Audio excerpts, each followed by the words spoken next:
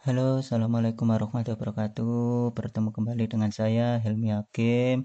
Pada video kali ini saya ingin melanjutkan video yang sebelumnya tentang arus bolak-balik. Pada kali ini saya akan membahas tentang rangkaian arus bolak-balik atau RLC, singkatan dari R-nya resistor, L-nya itu induktor, dan C-nya itu adalah kapasitor. Nah, pada yang pertama ini saya akan membahas tentang rangkaian induktor. Nah, ini bentuk rangkaiannya pada rangkaian induktor dengan sumber tegangan AC.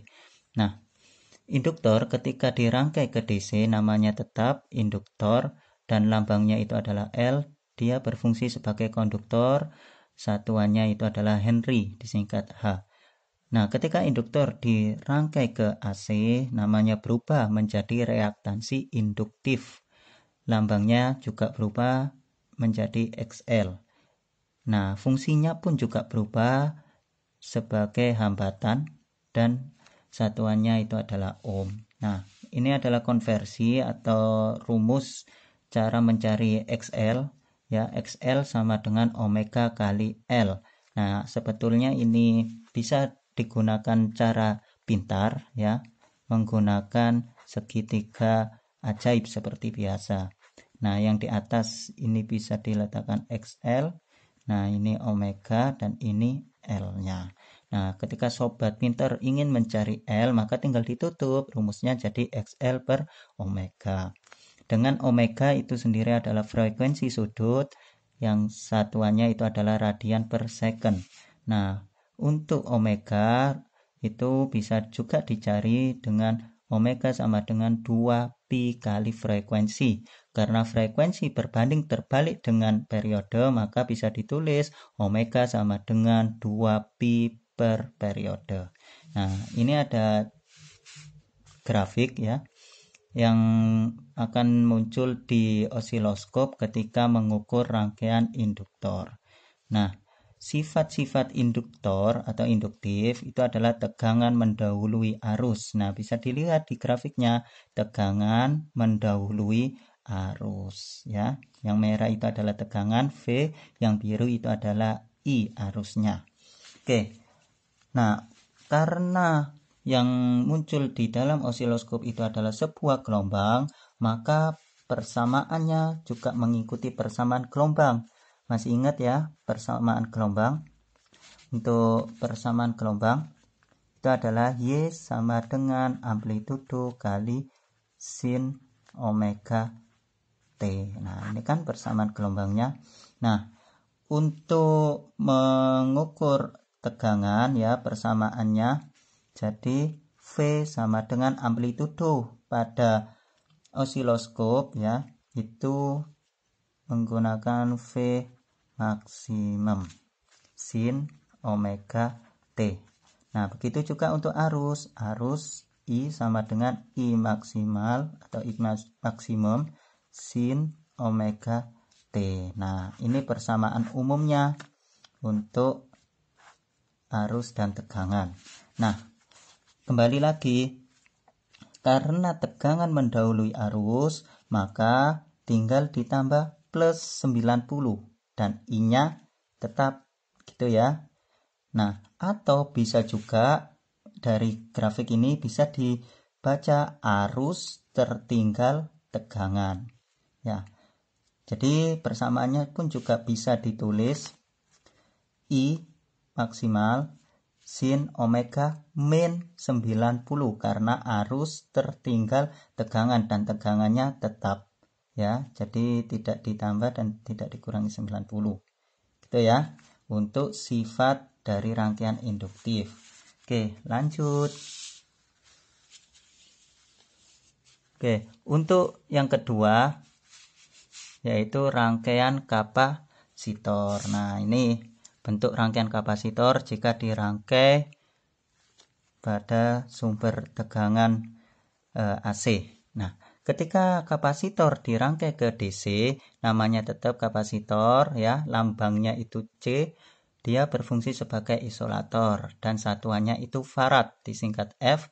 Nah, kalau kapasitor dirangkai ke AC, namanya berubah reaktansi kapasitif atau lambangnya juga berubah, yang awalnya C jadi XC. Fungsinya pun juga berubah sebagai hambatan, ya, satuannya ohm. Jadi kalau bisa saya katakan, ketika induktor maupun kapasitor ya dirangkai ke AC, maka dia berfungsi sama sebagai hambatan, gitu ya. Nah, untuk rumusnya itu sendiri, XC sama dengan 1/omega kali C, gitu ya. Nah, kalau tadi kan XL untuk yang induktor, reaktansi induktif, XL sama dengan omega kali L.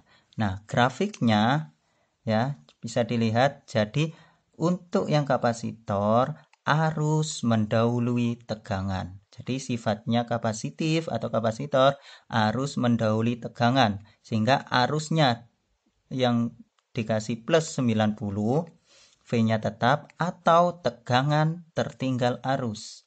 Ya, jadi bisa juga persamaannya ditulis V sama dengan V max kali sin omega T min 90 karena tegangan tertinggal arus. Jadi arusnya tetap. Gitu ya. Oke, selanjutnya untuk rangkaian resistor. Nah, untuk rangkaian resistor seperti ini ya. Jadi resistor mau dipasang di DC ataupun AC, dia tetap namanya resistor dan fungsinya sama-sama sebagai hambatan. Jadi karena dia sama, tidak ada konversi ya, karena sama-sama sebagai hambatan, gitu ya. Nah, grafiknya bisa dilihat. Jadi grafiknya itu sama atau sifatnya arus dan tegangan sefase. Jadi tetap ya, nggak ada yang plus 90 dan tidak ada yang min 90. Gitu ya. Jadi untuk resistor mau di DC atau di AC dia sama-sama sebagai hambatan. Gitu ya. Nah, karena R, L, C ketika dipasang di sumber tegangan AC semuanya bersifat sebagai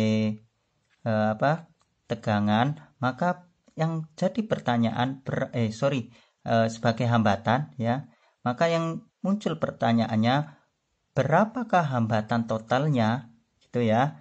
Jadi ini kalau dirangkai di AC tetap sebagai resistor sebagai hambatan, L sebagai hambatan ketika dirangkai di AC dan C juga sebagai hambatan. Nah, hambatan total itu berapa? Nah, kalau ditanya hambatan total itu sama dengan mempertanyakan impedansi. Jadi bagi sobat pintar nanti kalau ada kata-kata impedansi, yang impedansi itu adalah hambatan total dari R, XL, dan XC. Jadi nanti ini dirubah menjadi XL dan ini dirubah menjadi XC. Dan rumusnya untuk impedansi itu adalah Z sama dengan lambangnya Z ya, akar R kuadrat plus XL min XC kuadrat. Nah, ini itu adalah rumus untuk mencari impedansi, dan impedansi itu satuannya ohm karena dia hambatan, gitu ya. Oke. Nah, lanjut sebelum ke latihan soal ya. Nah, ini ada sifat rangkaian RLC ya. Jika nilai XL lebih besar dari XC, maka rangkaian bersifat induktif ya. Karena ini yang lebih besar, maka bersifat sebagai induktif, dan sebaliknya kalau yang lebih besar XC, maka bersifat sebagai kapasitif. Nah, lalu bagaimana kalau sama dengan? Nah, kalau sama dengan namanya peristiwa resonansi. Nah, untuk keadaan resonansi ya, syaratnya nilai XL harus sama dengan XC. Nah, saya uraikan XL tadi kan terdiri dari omega kali L, dan XC itu adalah 1/omega kali C. Nah, omeganya saya uraikan. Tadi omega itu kan 2pi kali F, dan di sini juga sama 2pi kali F. Nah, F-nya ini sama-sama ada F, saya pindahkan ke ruas kiri, dan 2pi-nya saya pindahkan ke sebelah sini. Jadi F-nya dikuadratkan, 2pi kali 2pi sama dengan 4pi, L kali C-nya tetap turun, dan menghilangkan kuadrat saya akarkan ya.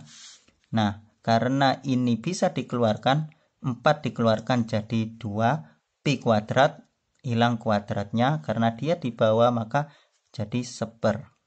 Jadi sisanya 1/L kali C. Nah, ini dinamakan rumus frekuensi resonansi. Nah, ini ada tambahan ya. Nah, dari sini coba ini ditutup dulu. Nah, dari sini tadi itu kan ada omega, saya pindahkan ke sini ya, L-nya juga saya pindahkan, maka di sini ada 2 omega bisa saya kuadratkan jadi sama dengan 1/LC. Nah, omega ngilangin kuadrat maka diakar. Nah, jadi bisa saya tulis seperti ini karena akar 1 ya 1 ya.